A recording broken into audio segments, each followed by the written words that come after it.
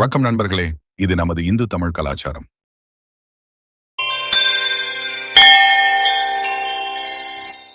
திருமூலர் ஒப்பற்ற சிவ ஆகம விதிகளை தமிழ்ல திருமந்திரமாக தந்தவர் திருமூல நாயனார். இவரை நம்ம சுந்தரர் நம்பிரான் திருமூலன் அடியாருக்கும் அடியேன்னு திருத்தொண்ட தொகையில புகழ்ந்து பாடியிருக்காரு. திருமூலரின் வரலாற்ற தெளிவா சொல்ற நூல் சேக்கிழாரோட பெரிய புராணம்.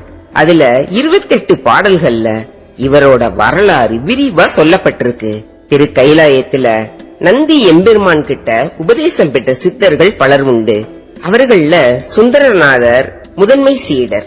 அவர் அஷ்டமா சித்திகள்ல கைதேர்ந்தவர், சிறந்த சிவயோகி, வேத சாஸ்திரங்கள்ல தேர்ந்த ஞானி. சிவபெருமான தன்னுடைய இதய தாமரையில வச்சு எப்போதும் வழிபாடு செஞ்சுகிட்டு இருக்கிறவரு. அவருக்கு தென் பொதிகையில இருந்த அகத்தியரை சந்திச்சு அவரோட சில காலம் தங்கி இருக்கணும்னு ஆசை வந்தது. அதனால அவரு திருக்கையிலைய விட்டு கிளம்பி தென் திசை நோக்கி பயணமானாரு. நேபாளத்தில் இருக்க பசுபதிநாத், திருக்கேதாரம், காசி விஸ்வநாதர், கங்கை கரை வழியா எல்லா இடங்களையும் தரிசனம் பண்ணிட்டு தென்னாட்டுல இருக்க காளஹஸ்தி வந்தாரு. அங்கிருந்து திருவாலங்காடு, காஞ்சிபுரம் ஏகாம்பரநாதரை தரிசனம் பண்ணினாரு. அப்புறம் தில்லையம்பதிக்கு போய் பதஞ்சலி வியாக்கரபாதரோட சேர்ந்து தவம் செய்தார். அங்க சிவபெருமானோட ஆனந்த தாண்டவத்தை பார்த்த பின்னாடி காவிரி கரைக்கு வந்து திருவாவடுதுறைக்கு போய் அங்க இருக்க இறைவனை வணங்கினாரு. அவருக்கு அந்த இடத்துல கொஞ்ச நாள் தங்கணும்னு ஆசை உண்டாச்சு. அதனால திருவாவடுதுறையில தங்கினாரு. பக்கத்துல இருக்க தலங்களை தரிசனம் பண்ணலாம்னு ஆகாய மார்க்கமா போறாரு. அப்ப காவிரி கரையில பசுக்கள் கூட்டமா நிக்கிறத பார்த்தாரு. பக்கத்துல போய் பார்த்தப்ப மாடு மேய்க்கும் மூலன் விதி பயனால இறந்து கிடந்தான். அவனை சுத்திலும் பசுக்கள் நின்னுகிட்டு கண்ணீர் வடிச்சுக்கிட்டு இருந்ததுக. சில பசுக்கள் அவனை நாக்கால நக்கிக்கிட்டு இருந்ததுக. மூலன் சோழ நாட்டோட சாத்தனூரை சேர்ந்தவன். சாத்தனூர்ல இருக்க அந்தணர்களோட பசுக்களை மேய்க்கும் தொழில செஞ்சுக்கிட்டு வந்தான். அவன் பசுக்களை அடிச்சு துன்புறுத்தாம நல்ல புல்லு இருக்க இடத்த பார்த்து மேய விடுவான். நல்ல தண்ணி இருக்க இடத்துல தண்ணி குடிக்க வைப்பான். கண்ணும் கருத்துமா அதுல பாதுகாத்து வீட்டுக்கு அழைச்சுக்கிட்டு போவான். அதனால பசுக்கள் மட்டுமல்லாம பசுக்களோட சொந்தக்காரர்களும் மூலன் கிட்ட அளவு கடந்த அன்பு வச்சிருந்தாங்க. மாடு மேய்க்கிறவன் இறந்ததால பசுக்கள் படுற துயரத்தை பார்த்ததும் சிவயோகியோட மனசுல இரக்கம் உண்டாச்சு. மேய்க்கிறவன் உயிர் பெற்று எழுந்தாள் ஒழிய பசுக்களோட துயரம் போகாது. அதனால எம்பெருமானோட கருணையால பசுக்களோட துயரத்தை போக்குவேன்னு நினைக்கிறாரு. அஷ்டமா சித்திகள்ல ஒன்றான கூடுவிட்டு கூடுபாயும் வித்தைய பயன்படுத்தி தன்னோட உடலை பத்திரப்படுத்தி வச்சுட்டு இடையனோட உடல்ல கூடுவிட்டு கூடு பாஞ்சாரு. இடையன் மூலன் உடல் உயிர் பெற்றது. எழுந்தார். மூலனை பார்த்ததும் பசுக்கள் தன்னுடைய மேய்க்கிறவன் தான் வந்துட்டான்னு நினைச்சதுக. அவரை நாக்கால நக்கி தன்னோட அன்பை வெளிப்படுத்துச்சுக. அவர் பசுக்களை தடவி கொடுத்தாரு. அதுகளுக்கு நல்ல சாப்பாடு கொடுத்து நல்ல தண்ணி குடிக்க வச்சு இளைப்பார செஞ்சாரு. மாலை வேலை நெருங்குச்சு. பசுக்கள் தன்னோட கன்றுகளை நினைச்சு சாத்தனூருக்கு திரும்ப தொடங்குச்சுக. சிவயோகி சுந்தரரும் அதுக்கு பின்னாடியே போனாரு. அவருக்கு வீடு தெரியாதுல்ல. பசுக்கள் தங்களோட வீடுகளை அடையாளம் பார்த்து அதுக்குள்ள போச்சுக. சுந்தரர் மட்டும் ஊரோட வெளிப்புறத்துல நின்னாரு. அப்ப கணவனை காணோமேன்னு தேடிக்கிட்டு இடையன் மூலனோட மனைவி அந்த இடத்துக்கு வந்தா. சுந்தரரை தன்னோட கணவன் நினைச்சு, என்ன மச்சான் ஏன் இங்க நிக்கிற? மாடெல்லாம் வந்துருச்சு, உன்னைய காணோமேன்னு நினைச்சேன், ஏன் இவ்வளவு தாமதமாச்சுன்னு கேட்டா. சுந்தரர் அவளோட கேள்விக்கு பதில் எதுவும் சொல்லல. சரி வான்னு சுந்தரரோட கைய தொட போனா. சுந்தரர் விலகிட்டாரு. பெண்ணே, நீ நினைக்கிறது போல நான் உன்னோட கணவன் இல்ல. உடல் மட்டும்தான் அவனோடது. அவன் இறந்துட்டான். உள்ளே இருப்பது சிவயோகி. அதனால கோயிலுக்கு போய் சிவபெருமான வணங்கிட்டு அமைதி அடைவாயாகன்னு சொல்லிட்டு அங்கிருந்து நகர்ந்து போய் ஊர் பொதுமடத்துல தங்கினாரு. ஆனா அவ விடல. புருஷன் கண்ணுக்கு முன்னாடி நின்னுகிட்டு நான் உன் புருஷன் இல்லேன்னு சொன்னா எப்படி இருக்கும்? அவ கிராம பெரியவங்க எல்லாத்தையும் கூப்பிட்டு பஞ்சாயத்து வச்சுட்டா. பஞ்சாயத்துல கேட்டாங்க. நான் மூலன் இல்லேன்னு சொன்னான் மூலன். பஞ்சாயத்துல கூடியிருக்கவங்க எல்லாரும் கொல்லும் சிரிச்சாங்க. இப்படி தாங்க, நான் உன் புருஷன் இல்ல, உன் புருஷன் செத்து போயிட்டான்னு சொல்றாரு. உயிரோட கண்ணுக்கு முன்னாடி நின்னுகிட்டு இப்படி சொன்னா என்ன அர்த்தம்? அதாங்க பஞ்சாயத்தை கூட்டுனேன்னு சொல்லி அழுதா மூலனோட மனைவி. என்னடா மூலா, கிறுக்கு பிடிச்சிருச்சா? ஏன் இப்படி பேசுற? உன் பொண்டாட்டி மேல கோவம்னா எங்க கிட்ட சொல்லு, நாங்க திருத்துறோம். உங்களுக்குள்ள என்ன சண்டை அப்படின்னு தலைவர் அதட்டினாரு. மூலனுக்கு என்ன செய்யறதுன்னே தெரியல. அதாவது மூலனின் உடம்புக்குள்ள இருந்த சித்தர் தவிச்சாரு. பசுக்களின் மேல அன்பு வச்சு நம்ம செய்த காரியம் இப்படி கொண்டு வந்துருச்சே. சுந்தரர் முடிவெடுத்தார், இனிமே வேற வழி இல்ல, எல்லாத்தையும் சொல்லிட வேண்டியதுதான். சுந்தரர் பஞ்சாயத்துல எல்லாத்தையும் சொல்லி மூலன் உடம்புல இருந்து வெளியே வந்து இறந்து கிடந்து ஆற்றுல புகுந்து நின்னாரு. மூலன் உடல் கீழே விழுந்துருச்சு. மறுபடியும் மூலனோட உடல்ல புகுந்து எழுந்திருச்சு நிரூபிச்சு காண்பிச்சாரு. பஞ்சாயத்து பெரியவங்க கண் முன்னாடி நடந்ததெல்லாம் பார்த்துட்டு சுந்தரர் சொன்னதை ஏத்துக்கிட்டாங்க. மூலனோட மனைவிய சமாதானப்படுத்தி கூட்டிட்டு போயிட்டாங்க. பாவம் அந்த பொண்ணு ஒரு அனாதை, அழுதுகிட்டே அவங்க கூட போயிருச்சு. சுந்தரருக்கு இப்பதான் நிம்மதியாச்சு. ஆத்தங்கரைக்கு போய் தன்னோட உடல்ல மறைச்சு வச்சிருந்த இடத்துக்கு போய் பார்த்தாரு. அங்க அவரோட உடம்பு இல்ல. இது எப்படி நடந்துச்சுன்னு தன்னோட ஞான திருஷ்டில பார்த்தாரு. அது சிவபெருமானோட திருவிளையாடல்னு தெரிஞ்சுக்கிட்டாரு. சித்தர் நெறிகளை நல்ல தமிழ்ல எடுத்து சொல்லத்தான் இப்படி நடந்திருக்கு. சரி, நாம மூலனோட உடம்புலயே தங்கிர வேண்டியதுதான் நினைச்சாரு. இப்படிதான் சுந்தரர் திருமூலர் ஆனாரு. அதனால இறைவனோட திருவருளின்படி நடக்க நினைச்சாரு. திருவாவடுதுறை திருக்கோயிலுக்கு போய் இறைவனை வணங்கி கோவிலின் தல விருட்சமான அரசமரத்தின் கீழே இறைவனோட திருநாமத்தை சொல்லிக்கிட்டே தியானத்துல இருந்தாரு. வருஷத்துக்கு ஒரு முறை கண் விழிச்சு தான் தியானத்துல உணர்ந்தத பாடலா எழுதினாரு. இது போல 3000 வருடங்கள் தியானம் இருந்து வருஷத்துக்கு ஒரு பாடல் வீதமா 3000 பாடல்கள் அடங்கிய திருமந்திரம்ங்கிற அரிய நூலை எழுதினாரு. இந்த பாடல்களை கோர்த்து இறைவனுக்கு மாலையா சாற்றினார் திருமூலர். இதற்கான குறிப்பு பெரிய புராணத்துல இருக்கு. திருமூலர் திருமந்திரம் எழுதி முடிச்ச உடனே அதை வெளியிடல. யாருக்கும் தெரியாம தான் யோக நிலையில இருந்த திருவாவடுதுறை கோமுக்தீஸ்வரர் ஆலயத்தின் கொடிமரத்தோட அடியில புதைச்சு வச்சுட்டு அங்கிருந்து கிளம்பிட்டாரு. அதன் பிறகு திருஞான சம்பந்தர் தென்னாட்டுல உள்ள சைவ ஆலயங்கள் அனைத்தையும் வழிபட்டு அதுல எழுந்தருளி இருக்க எம்பெருமான பாடின காலங்கள்ல திருவாவடுதுறை ஆலயத்துக்கு வந்தாரு. அப்போ கோயிலுக்குள்ள நுழைஞ்ச உடனே இறைவனோட திருவருளால திருமூலர் எழுதிய திருமந்திரத்தின் அற்புதமான தமிழ் வாசனை வந்தடைஞ்சிச்சு. அதனால ஈர்க்கப்பட்டு தன்னோட வந்தவர்கள் கிட்ட இங்க ஒரு அருமையான தமிழ் வாசனை வருகிறது, என்னன்னு பாருங்கன்னு மண்ணை தோண்ட செஞ்சாரு. அங்க திருமூலர் புதைச்சு வச்சிருந்த திருமந்திர ஓலைச்சுவடிகளை கண்டெடுத்தாரு. அத படிச்சு அதன் அருமை பெருமைகளை உலகத்தார் அனைவரும் அனுபவிக்கணும்னு அதை வெளியிட்டார். கைலாயத்துல சிவபெருமானோட பூத கணங்கள்ல முதன்மை சீடரான நந்தீசரோட முதன்மை சீடர் இவர். சிவபெருமான் கிட்டையும் நந்தி கிட்டையும் நேரடியா உபதேசம் பெற்றவர். இத திருமந்திரத்துல அவரே சொல்லியிருக்காரு. நந்தீசரின் சகல சித்திகளையும் கைவர பெற்றவர் திருமூலர். பசுக்களின் துயரத்தை போக்கணும்னு மூலனோட உடம்புல புகுந்து தன்னோட உடலையே இழந்தவர். இதுக்கப்புறமாவது சுதாரிப்பா இருந்தாரா? இல்ல, மறுபடியும் இறக்கப்பட்டாரு. அதனால என்ன ஆச்சு?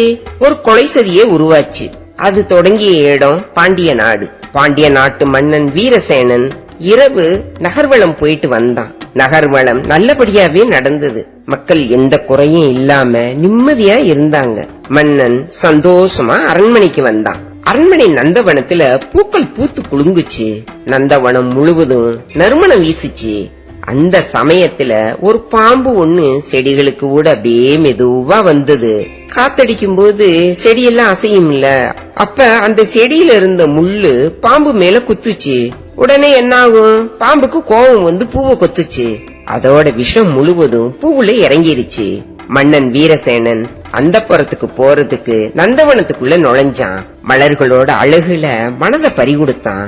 காத்துல ஒற்றை மலராக அந்த விஷப்பூ ஆடிக்கிட்டு இருந்துச்சு. அது மன்னனோட கவனத்தை ஈர்த்துச்சு. அந்த பூவை ஆசையா பறிச்சு மோந்து பார்த்தான். வாசனையோட விஷத்தோட வீரியமும் மூச்சுக்குள்ள இறங்குச்சு. மன்னனுக்கு மயக்கம் வந்துருச்சு. அரசன் சமாளிச்சு அந்த புறத்துக்கு போனான். கட்டிலுக்கு பக்கத்துல போனவன் கால் தடுமாறி கீழே விழுந்துட்டான். மகாராணி குணவதி அதிர்ச்சியோட பக்கத்துல ஓடி வந்தா. கீழே கிடந்த மன்னனை தூக்கி கட்டில படுக்க வச்சா. என்னாச்சு உங்களுக்குன்னு பதறி போய் கேட்டா. மன்னனால பேசவே முடியல. நாக்கு கொளறிச்சு. விஷம் உடல் முழுவதும் பரவியதால மன்னன் இறந்துட்டான். மகாராணி மன்னனை உலுக்கினா எழுப்பினா எந்த பயனும் இல்ல. வைத்தியர்களை கூப்பிட்டு பார்த்தா அவங்க மன்னனை பரிசோதனை பண்ணினாங்க. மகாராணி கிட்ட மன்னன் இறந்துட்டதா தயக்கத்தோட சொன்னாங்க.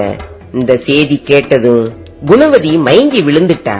வீரசேனனோட தாயும் தந்தையும் தள்ளாத இந்த வயதுல எங்களை தவிக்க விட்டுட்டு போயிட்டியே வீரசேனான்னு கதறி அழுதாங்க. மன்னன் இறந்த செய்தி நாட்டு மக்களுக்கு தெரிய வர எல்லாரும் அரண்மனைக்கு வர ஆரம்பிச்சாங்க. எங்கள் மன்னன் ரொம்ப நல்லவரு, மக்களுக்கு நல்லதே செய்யக்கூடியவரு, இவரை கூடவா மரணம் கொண்டு போகும்னு மக்கள் புலம்பினாங்க. மகாராணி குணவதி மயக்கம் தெளிஞ்சு எழுந்தா. மஞ்சள் குங்குமம் தாலி எல்லாத்தையும் எடுத்துக்கிட்டு விண்ணுலகம் போயிட்டான்னு அவளால நம்பவே முடியல. அவளுக்கு நெஞ்சு அடைச்சது. அவ வீறிட்டு அழுதா. அது வானத்துல இருக்க மேகங்களுக்குள்ள ஊடுருவி போய்கிட்டு இருந்த திருமூலரையும் தாக்குச்சு. இந்த அழுகை குரல் எங்க இருந்து வருது? திருமூலர் நிதானமா கீழே பார்த்தாரு. அவையெல்லாம் அறிஞ்ச ஞானி இல்லையா, ஞான திஷ்டில எல்லாத்தையும் தெரிஞ்சுக்கிட்டாரு. அவருக்கு ரொம்ப வருத்தம். மேல போக முடியாத அளவு அழுக சத்தம் அவரை தடுத்துச்சு. அவரு ஒரு முடிவுக்கு வந்தார். அது என்னன்னா, கூடு விட்டு கூடு பாயறது. மகாராஜா வீரசேனனோட உடல்ல கூடு விட்டு கூடு பாய நினைச்சாரு. அதனால பாண்டியன் நாட்டின் சதுரகிரி மலைக்கு போனார். அங்க இருந்த ஒரு குகையில உடலை பத்திரப்படுத்தி வச்சாரு. ஏற்கனவே பசுக்களுக்காக இறக்கப்பட்டு தன்னோட உடலை இழந்துட்டாரு. இப்போ மகாராஜா வீரசேனனின் மனைவி, வயதான பெற்றோர், நாட்டு மக்களின் அழுக்குரல் அவரை இறக்கப்பட செஞ்சது. வேகமா அரண்மனைக்கு போனாரு. வீரசேனனோட உடல்ல நுழைஞ்சு உயிரோட எழுந்தாரு. எல்லாருக்கும் சந்தோஷம் தாங்க முடியல. மகாராணி, வயதான பெற்றோர், நாட்டு மக்கள் எல்லாரும் மகிழ்ச்சியில திக்குமுக்காடி போயிட்டாங்க. திருமூலர் வீரசேன திருமூலர் ஆனாரு. அரியணையில அமர்ந்து ஆட்சி செய்ய ஆரம்பிச்சாரு. மக்களோட வரிகளை குறைச்சாரு. மக்களுக்கு தேவையானது எல்லாத்தையும் செஞ்சாரு. மக்கள் மகிழ்ச்சியோட வாழ்ந்தாங்க. ஆனா மகாராணி மனசுல மட்டும் ஒரு விஷயம் நெருடலாவே இருந்தது. ராணிக்கு தெரிஞ்சிருச்சு, இவர் நம்ம கணவன் இல்ல, உடம்பு அவரோடது, குணம் அவரோடது இல்ல. கணவன் அருகில இருந்தாலே கொழுந்து விட்டு எரியும் காமத்தி இப்ப இல்ல. இப்போ அவரோட நெருங்கி பேசிக்கிட்டு இருந்தாலே நிர்மலமான எண்ணங்களும் பக்தி உணர்வும் தான் வருது. தன்னை அறியாமலே ஆழ்ந்த உறக்கம் வந்துருதுன்னு யோசிச்சா. ஒரு நாள் மகாராஜா சாப்பிட்டுட்டு ஓய்வா உட்கார்ந்து இருந்தாரு. அப்போ குணவதி பக்கத்துல வந்து, சாமி, உங்ககிட்ட ஒண்ணு கேட்கலாமா அப்படின்னு கேட்டா. கேளு அப்படின்னு சொன்னாரு. தாங்கள் யாருன்னு கேட்டா. இதுல என்ன சந்தேகம், நான் மகாராஜா வீரசேனன்னு சொன்னாரு. அதுலதான் சாமி சந்தேகம். என் கணவர் ரொம்ப கோபக்காரரு, ஆனா நீங்க ரொம்ப அமைதியா இருக்கீங்க. கொலை குற்றவாளிய கூட அன்பா பேசி திருத்திடுறீங்க. முன்பெல்லாம் ராஜாங்க வேலை முடிஞ்சதும் என் கூடவே அந்தப்புறத்துல இருப்பீங்க. இப்ப எல்லாம் என்னை தொடர்றதே கிடையாது. நிறைய போதனைகளும் அறிவுரைகளும் சொல்றீங்க. உங்ககிட்ட பேசிக்கிட்டு இருந்தாலே மனசு அமைதியா நிர்மலமா இருக்கு. படுத்ததையுமே தூங்கிடுறேன். தயவு செய்து நீங்க யாருன்னு தெளிவுபடுத்தணும்னு வேண்டி கேட்டுக்கிட்டா குணவதி. திருமூலர் யோசிச்சாரு. சரி, ராணி தெரிஞ்சுக்கிட்டா, இனிமே மறைக்காம எல்லாத்தையும் சொல்லிடலாம்னு எல்லா கதையும் சொல்றாரு. உன்னோட அழுக சத்தம் வானத்து மேகங்களுக்குள்ள போய்கிட்டு இருந்த என்னோட காதுல விழுந்தது. எனக்கு எப்படியாவது உன்னோட வருத்தத்தை போக்கணும்னு தான் வந்தேன். உன்னோட சேரவெல்லாம் முடியாதுன்னு சொன்னார். சாமி, சிவ யோகியான நீங்க எனக்கு உதவுறதுக்காக என் கணவரோட உடம்புக்குள்ள வந்தீங்களா? நான் எவ்வளவு பாக்கியம் செஞ்சிருக்கேன். சாமி, நீங்க எனக்காகவும் வயதான பெற்றோருக்காகவும் உங்க மேல அன்பு வச்சிருக்க இந்த நாட்டு மக்களுக்காகவும் எங்கள் கூடவே மன்னனோட உடம்புலேயே இங்கேயே இருப்பீங்களான்னு கேட்டா குணவதி. கொஞ்ச காலம் இருப்பேன், அப்புறம் நான் கிளம்பிடுவேன். மன்னனோட உடல் பஞ்சபூதங்களால ஆனது, இது அழிஞ்சிரும். என்னோட உடம்பு காயகல்ப உடம்பு, அது சதுரகிரி மலை குகையில ஒளிச்சு வச்சிருக்கேன்னு சொல்றாரு. சாமி, யாராவது பிணம்னு நினைச்சு எரிச்சுட்டா என்ன பண்றதுன்னு கேட்டா. எரிக்க முடியாது, அது காயகல்ப உடம்புன்னு சொல்றாரு. அப்படியா, எரிக்க முடியாதா? அதை எரிக்க என்ன செய்யணும்னு கேட்டா. குங்குளியம், வெடிவுப்பு, வெண்காரம் எல்லாத்தையும் சேர்த்து பொடியாக்கி உடம்புல தடவி ஒரு நாள் பூராவும் ஊற வைக்கணும். விராலி இலைகளால மூடி அகில் கட்டைகளை அடுக்கி தீ மூட்டினா அது எரியும். சும்மாலாம் எரியாதுன்னு சொன்னாரு. அப்படியான்னு அவரை தூங்க சொல்லிட்டு வந்துட்டா. படுக்கையில படுத்தா தூக்கமே வரல.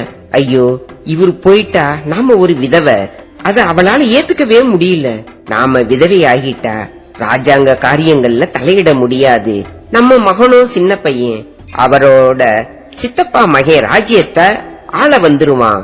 இவர் கூட உறவு வேணாம், ஆனா இவர் போக கூடாது. இந்த தாலியோட பூவோட பொட்டோட நான் தீர்க்க சுமங்கலியா இருக்கணும்னு ராணி ஆசைப்பட்டா. இவர் மன்னன் உடலிலேயே இருந்தாதான் இது நடக்கும்.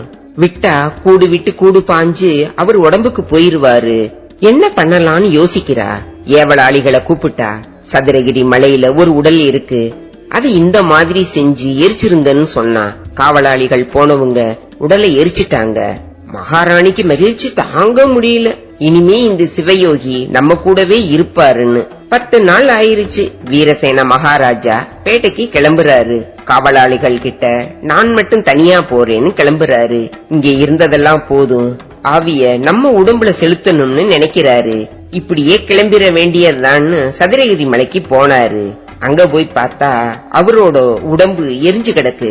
அவர் முக்காலமும் உணர்ந்தவர். ஞான திருஷ்டியில பாக்குறாரு. குணவதி தீர்க்க சுமங்கலியா இருக்கணும்னு தான் இப்படி செஞ்சிருக்கா.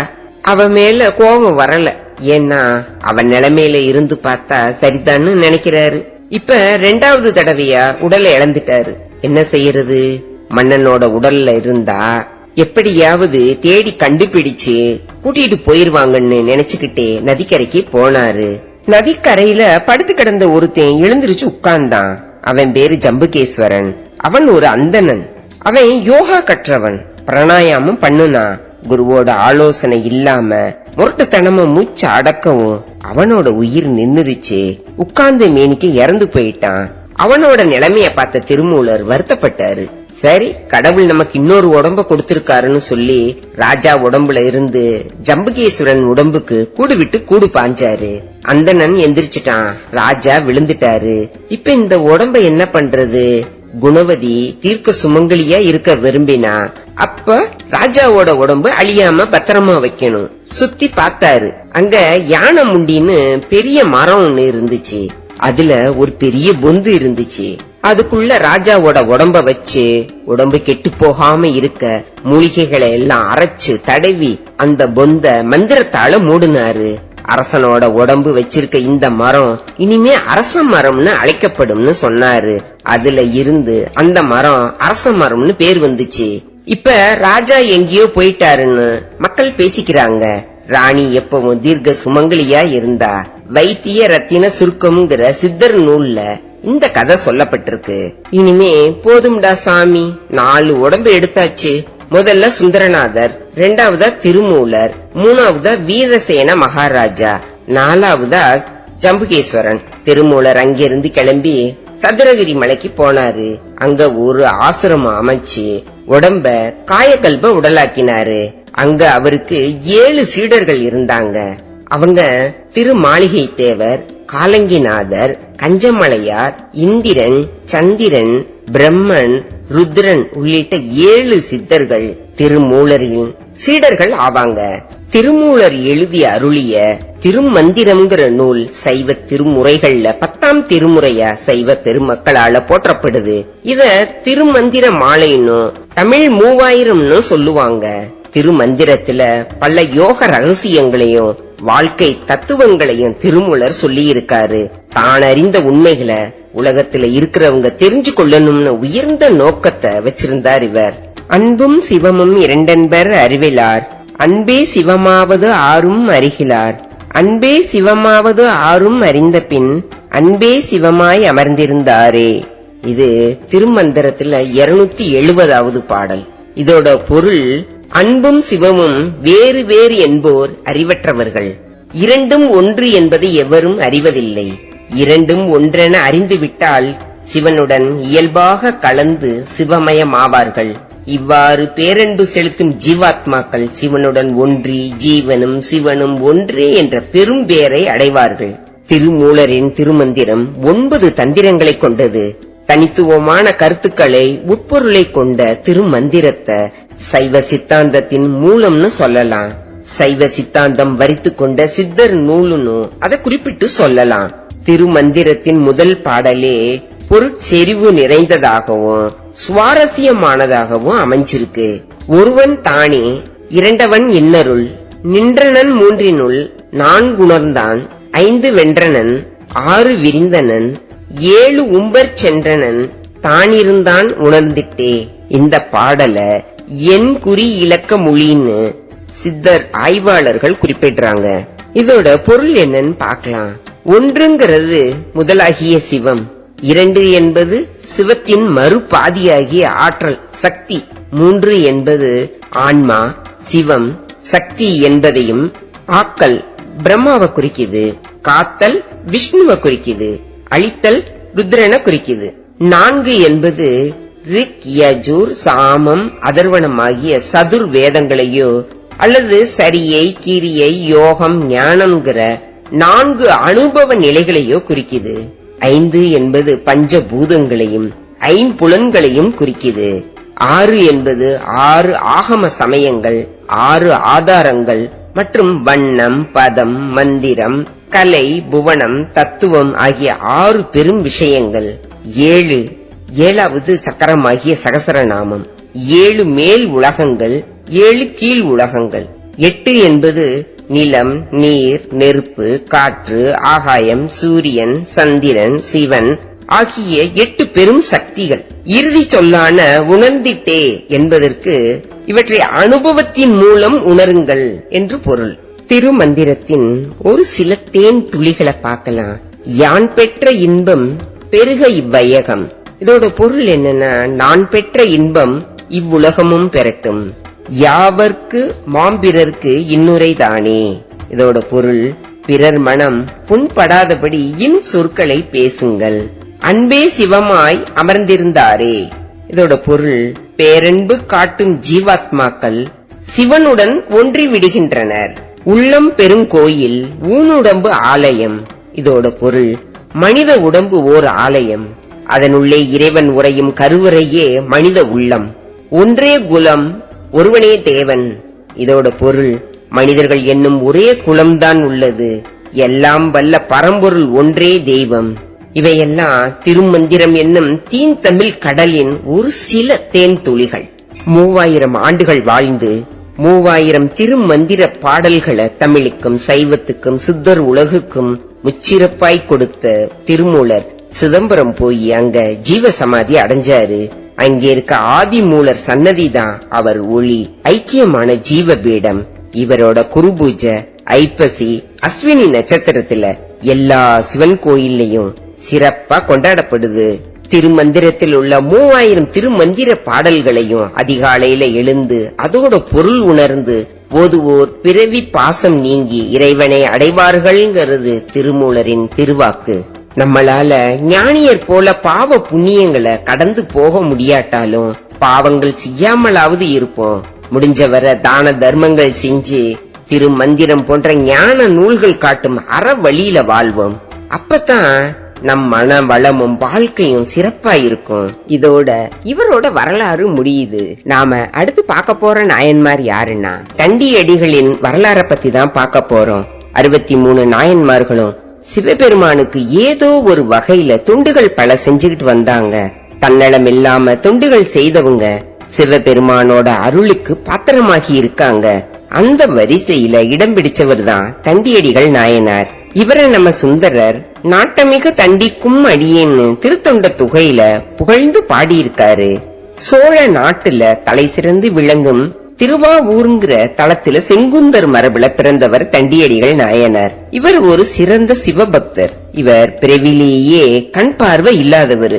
பார்வை இல்லாத இவர் தன்னோட அகக்கண்ணால திருவாரூர் தியாகராச பெருமான நினைச்சுகிட்டே நாள்தோறும் கோயில வலம் வந்து பஞ்சாட்சர மந்திரத்தை உச்சரிச்சபடி இருந்தாரு.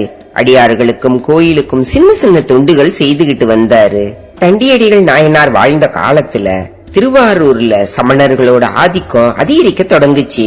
அதனால சமணர்கள் சைவ தொண்டர்களுக்கு பல வழிகள்ல கஷ்டத்தை கொடுத்தாங்க.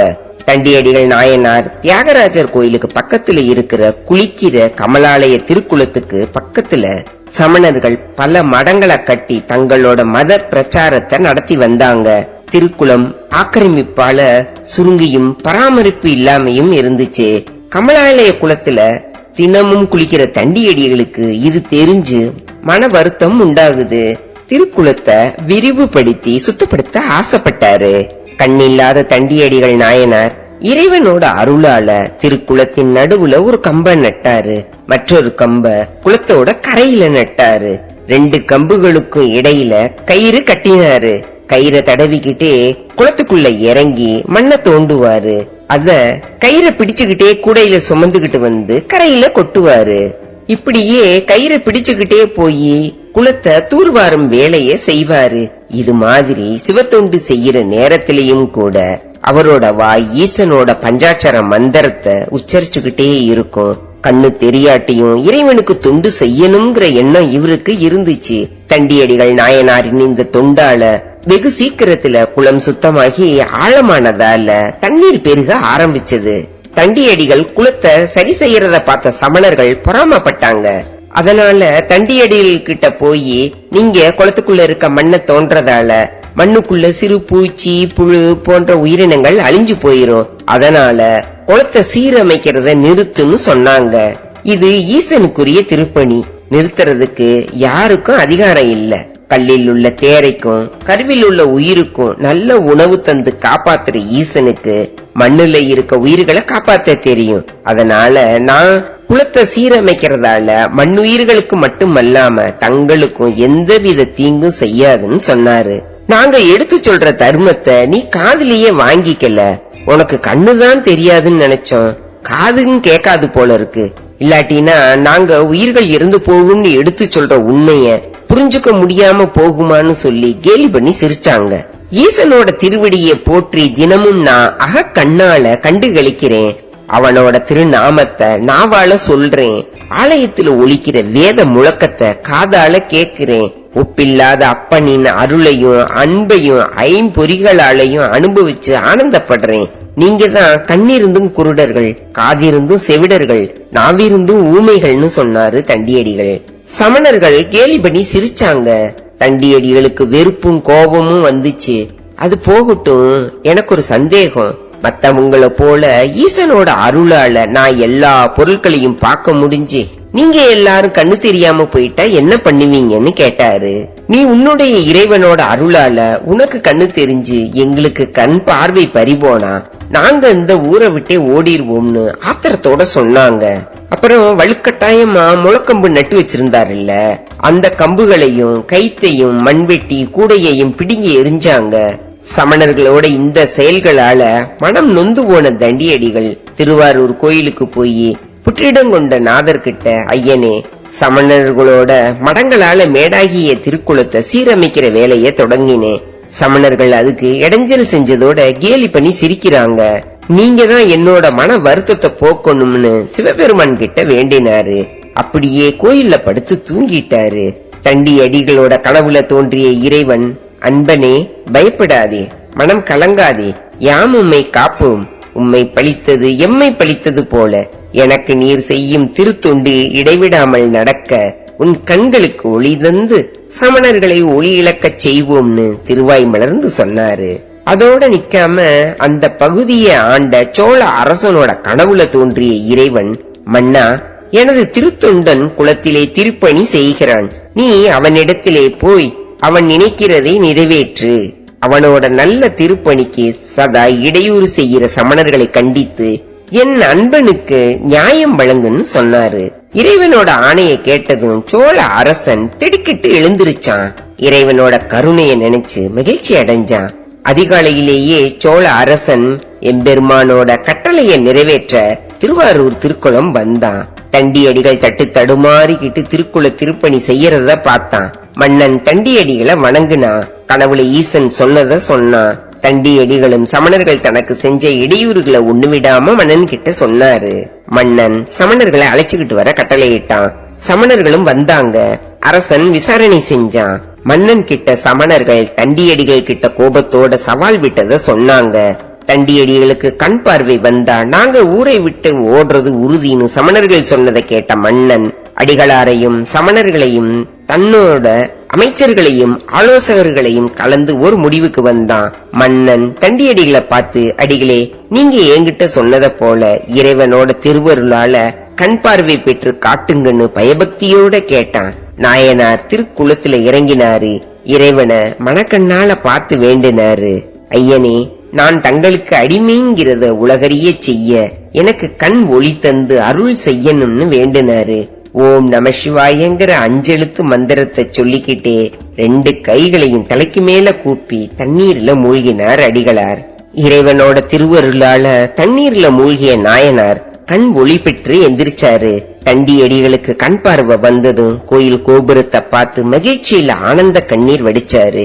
கைய தூக்கி கும்பிட்டாரு. அப்புறம் அரசனை பார்த்து வணங்கினாரு. அரசனும் கரம் குவிச்சு சிரம் தாழ்த்தி நாயனார வணங்கினா. அதே சமயத்துல சமணர்களுக்கு கண் பார்வை போயிருச்சு. எல்லாரும் குருடர்களா நின்னு தவிச்சாங்க. நீதி வலுவாம ஆட்சி செய்யற மன்னன் அவங்கள பார்த்து, நீங்க சொன்னபடி ஒருத்தர் கூட திருவாரூர்ல இருக்க கூடாது, எல்லாரும் ஓடி போயிருங்கன்னு சொன்னான். அமைச்சர்கள் கிட்ட சமணர்களை துரத்த ஏற்பாடு செய்யுங்கன்னு கட்டளையிட்டாரு. தண்டியடிகள் குளத்தை பார்த்து மகிழ்ச்சி அடைஞ்சாரு. கோயிலுக்கு போய் ஈசனை கண்குளிர மனம் குளிர பார்த்து சந்தோஷத்துல கூத்தாடினாரு. பிறவி குருடான ஒருத்தருக்கு திடீர்னு கண்ணு தெரிஞ்சா எப்படி இருக்கும், எவ்வளவு சந்தோஷப்பட்டிருப்பாரு. தண்டியடிகள் தான் செய்துகிட்டு இருந்த திருப்பணிய தொடர்ந்து செய்ய தொடங்கினாரு. அரசன் அவருக்கு வேண்டிய அத்தனை உதவிகளையும் செஞ்சு அவரை கௌரவப்படுத்தினா. ஈசனோட அருளால தண்டியடிகள் தான் நினைச்சபடியே திருக்குளத்தை பெரியதா கட்டி முடிச்சாரு. அடிகளாரோட அறப்பணிய அரசரும் மக்களும் கொண்டாடி பெருமிதம் அடைஞ்சாங்க.